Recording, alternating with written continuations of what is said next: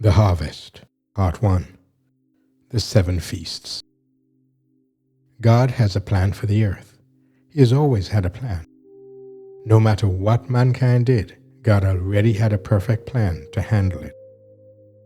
God communicated that plan through the enactment of his 7 yearly feasts.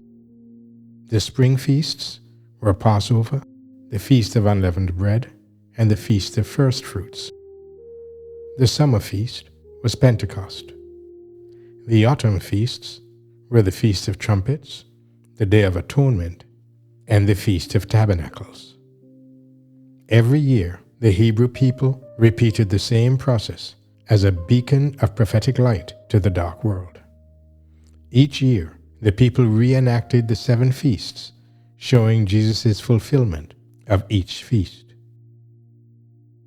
The Hebrew people saw Jesus sacrificed as the Passover lamb, and they saw Jesus give his sinless body to fulfill the Feast of Unleavened Bread. And they saw Jesus resurrected as the first fruit. They then saw on the day of Pentecost, God give his Spirit to the people.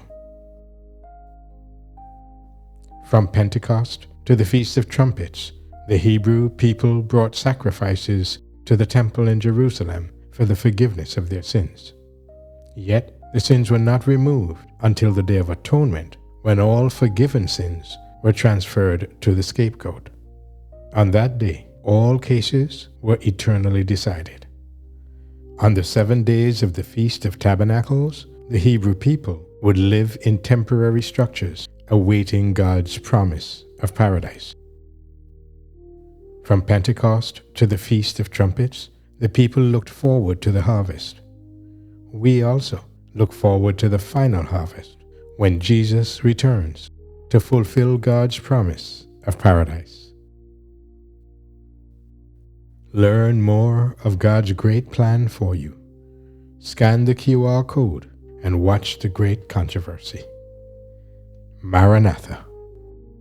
Even so, come, Lord Jesus.